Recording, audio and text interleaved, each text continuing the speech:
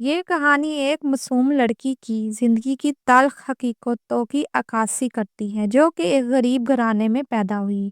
والدین کی خواہش ہوتی ہے کہ اس کی بیٹی کی زندگی بہت اچھی اور بہتر ہو، اس لیے وہ اسے ایک امیر آدمی کے ساتھ بیاہ دیتے ہیں اور امید کرتے ہیں کہ ان کی بیٹی خوشحال زندگی گزارے گی۔ لیکن قسمت کچھ اور ہی کھیلتی ہے۔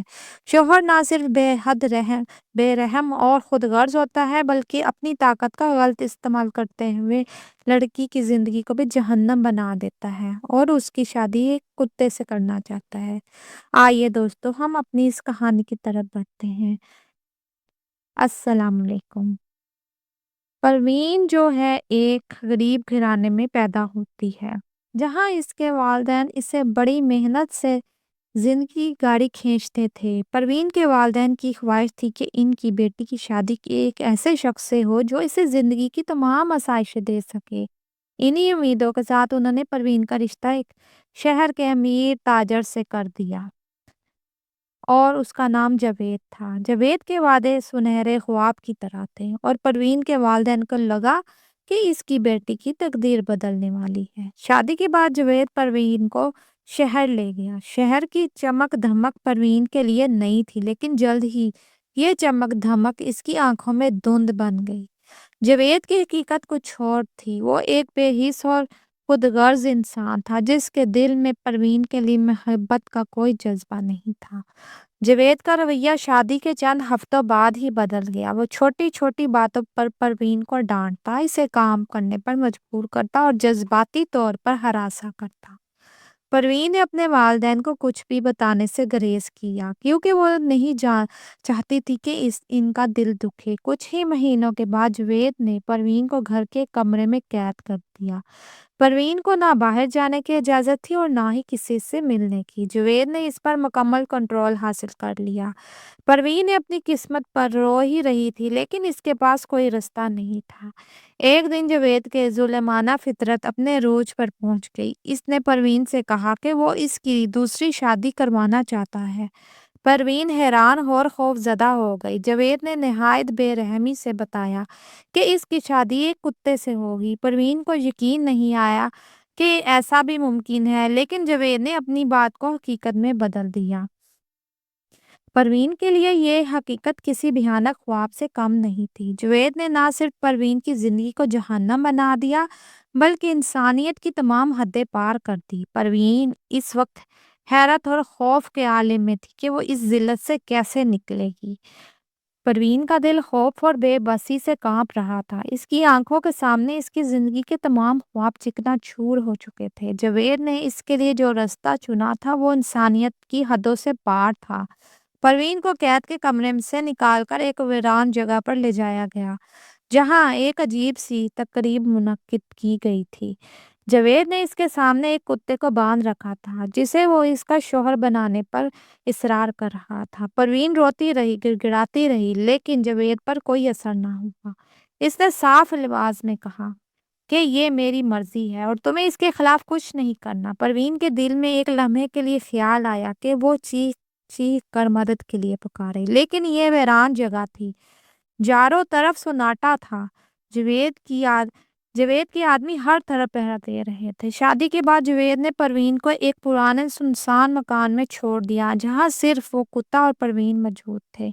پروین خوف سے کانپ رہی تھی۔ مکان میں ہر طرف اندھیرا اور سناٹا تھا۔ کتا بار بار عجیب و غریب انداز میں بھونک رہا تھا اور پروین کو ایسا لگ رہا تھا وہ اسے مسلسل گھور رہا ہے۔ رات کے وقت پروین کو مکان کے مختلف کونوں سے عجیب آوازیں سنائی دینے لگی۔ کبھی کھڑکی ہلتی اور کبھی دروازہ خود بخود کھلتا۔ پروین کو لگا کہ وہ اپنے ہوش کھونے والی ہے۔ اس نے کونے میں دبک کر دعا مانگنی شروع کی، لیکن خوف اس کے دل و دماغ پر حاوی ہو چکا تھا۔ پروین نے محسوس کیا کہ کتا عام کتے جیسا نہیں ہے۔ اس کی آنکھیں غیر معمولی طور پر چمک رہی تھی اور اس کی حرکتوں میں ایک عجیب سی انسانیت جھلک رہی تھی۔ ایک رات پروین نے دیکھا وہ کتا جاوید کے آدمیوں کی طرح کھانے کے برتن بھی اٹھا رہا تھا۔ یہ منظر دیکھ کر تو پروین کے دل میں خوف کی لہر ہی دوڑ گئی۔ کیا یہ واقعی ایک جانور ہے یا کچھ اور ہے؟ پروین نے اس عجیب و غریب صورتحال کے بارے میں سوچنا شروع کیا۔ جاوید کے رویے میں بھی کچھ عجیب باتیں تھی۔ وہ اکثر اکیلا ایک بند کمرے میں کئی گھنٹے گزارتا۔ پروین نے ایک دن ہمت کر کے اس کمرے میں جھانکا تو دیکھا جاوید کسی کتاب میں لکھے غیر معروف الفاظ پڑھ رہا تھا۔ کتاب کے صفحات پر عجیب و غریب تصاویر اور خاکے بنے ہوئے تھے جنہیں دیکھ کر پروین کی ریڑھ کی ہڈی میں ایک لہر دوڑ گئی۔ ایک رات پروین نے جاوید اور اس کے ایک قریبی ساتھی کی بات چیت سنی۔ جاوید کہہ رہا تھا اس پرانی رسم کو مکمل کرنا ضروری ہے ورنہ سب برباد ہو جائے گا۔ پروین کو یہ سمجھ نہیں آ رہا تھا وہ کس رسم کی بات کر رہا ہے۔ کیا یہ شادی کسی شیطانی مقصد کے تحت کی گئی تھی؟ ایک رات پروین نے خواب میں دیکھا کہ وہ کتا اس سے بات کر رہا ہے، لیکن جب وہ بیدار ہوئی تو کتے کی آنکھیں سیدھی اس کی طرف تھی اور اس نے ایک آواز نکالی جو انسانی زبان سے مشابہ تھی۔ پروین کا دل دہل گیا۔ وہ چاہتی تھی کہ یہ سب جھوٹ ہو لیکن یہ ایک حقیقت تھی۔ پروین نے ایک دن ہمت کر کے جاوید کے کمرے سے وہ کتاب چرا لی۔ جب اس نے کتاب کے صفحات پلٹے تو اس پر واضح لکھا ہوا تھا، میں ایک عام کتاب نہیں لیکن بلکہ کسی شیطانی عمل کی کتاب تھی۔ ایک صفحے پر تو ایک عجیب سی رسم کا ذکر تھا جس کے مطابق ایک انسان کو جانور میں بدل کر کسی دوسرے انسان کے ساتھ باندھنا تھا۔ پروین نے فیصلہ کیا کہ اب وہ خاموش نہیں رہے گی، لیکن وہ کس سے مدد مانگے۔ اور جس مکان میں تھی وہ دور دراز علاقے میں واقع تھا جہاں کوئی نظر انسان بھی نہیں آتا تھا۔ ایک رات جب پروین کمرے میں اکیلی تھی اس نے دیکھا کہ کتے کی آنکھیں غیر معمولی طور پر چمک رہی ہیں۔ اچانک کتے نے انسانی آواز میں کہا، یہ سب میری مرضی کے خلاف ہو رہا ہے۔ پروین کا دل زور زور سے دھڑکنے لگا۔ پروین کو جس تاریخ کمرے میں قید کر دیا گیا تھا وہ کمرہ نہ صرف خوفناک تھا بلکہ وہاں عجیب و غریب چیزیں بھی ہوتی تھی۔ دیواروں پر بنے ہوئے شیطانی نشانات، کھڑکی سے آتی سرگوشیاں اور زمین پر پڑی خون کی پرانی دھاریں پروین کے لیے مزید اذیت کا سبب تھی۔ ایک رات جب پروین دیوار کے سہارے بیٹھی تھی اسے محسوس ہوا کوئی سایہ کمرے میں ہے اور حرکت کر رہا ہے۔ وہ خوف سے کانپنے لگی۔ اس نے خود کو ہمت کر کے مضبوط کیا اور دھیرے دھیرے اس کی جانب بڑھنے لگی تو اس نے دیکھا کہ کمرے میں ایک صندوق ہے اور صندوق میں کچھ اور عجیب قسم کی پتلے اور چیزیں پڑی ہوئی ہیں، اور اس نے دیکھا کہ وہ کتاب بھی غائب ہو چکی ہے۔ وہ بہت ڈر رہی تھی۔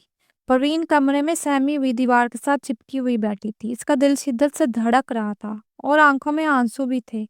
کمرے کی مدھم روشنی میں ہر سایہ خوفناک نظر آ رہا تھا۔ کتا بھی وہیں موجود تھا، زمین پر بیٹھا ہوا۔ اس کی سرخ آنکھیں بار بار دروازے کی طرف اٹھ رہی تھی جیسے وہ کسی کے آنے والے خطرے کو محسوس کر رہا ہو۔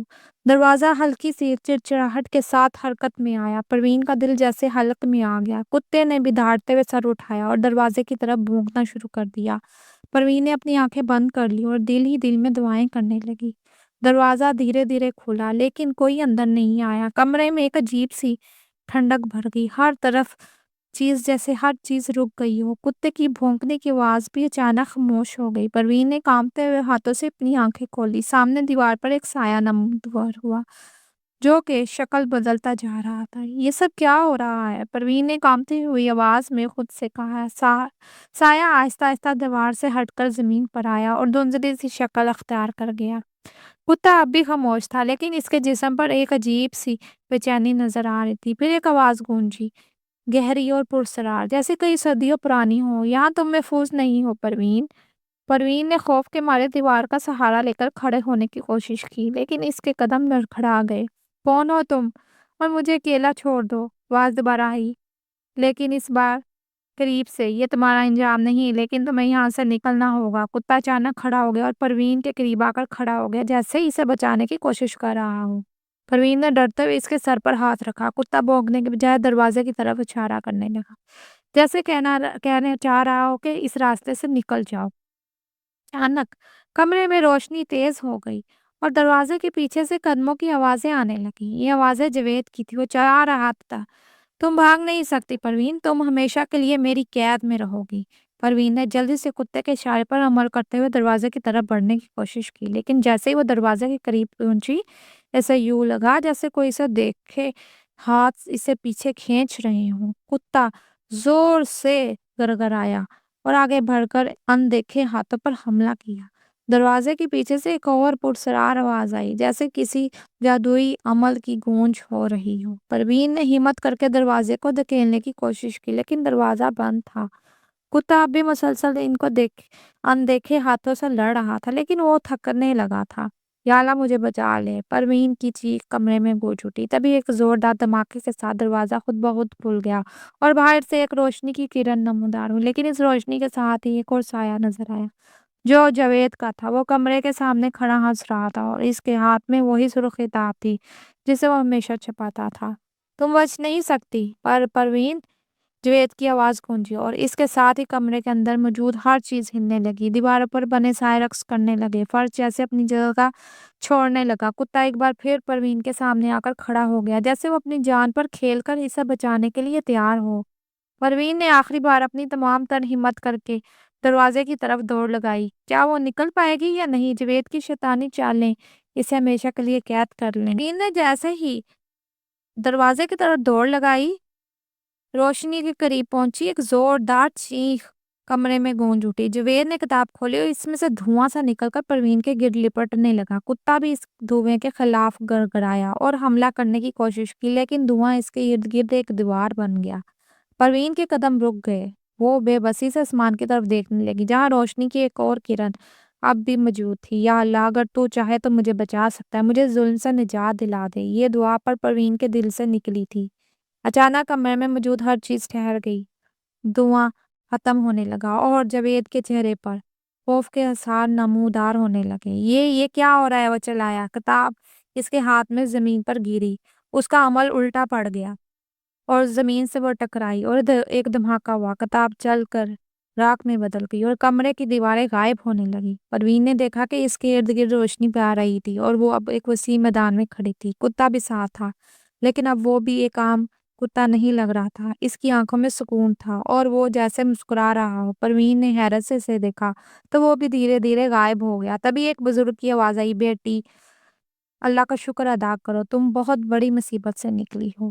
اس پر پروین کی آنکھوں میں آنسو آ گئے اور وہ زمین پر جھک کر سجدے میں گر گئی اور اللہ کا شکر ادا کرنے لگی۔ جاوید اسی طرح شیطانی طاقتوں کے بل بوتے پر سب پر ظلم کرتا تھا اور انہیں مار دیتا تھا۔ پتہ نہیں کتنی لڑکیوں کی اس نے زندگی تباہ کی تھی اور آخر خود بھی تباہ ہو گیا۔ دوستو، ہمیں اس کہانی سے یہ سبق ملتا ہے کہ ظلم چاہے کتنا بھی طاقتور کیوں نہ ہو، وہ ہمیشہ کے لیے قائم نہیں رہ سکتا۔ صبر اور دعا کی طاقت سب سے بڑی ہوتی ہے۔ جب انسان اللہ پر بھروسہ کرتا ہے تو دنیا کی کوئی طاقت اسے نقصان نہیں پہنچا سکتی۔ پیارے دوستو، اگر آپ کو یہ کہانی اچھی لگی ہو تو پلیز میرے چینل کو سبسکرائب، لائک اور شیئر ضرور کیجیے گا۔ آپ کے سبسکرائب سے مجھے بہت حوصلہ ملتا ہے۔ میں غریبوں کی مدد کرنا چاہتی ہوں اور اپنے گھر والوں کو سپورٹ کرنا چاہتی ہوں۔ اب مجھے اجازت دیجیے، اللہ حافظ۔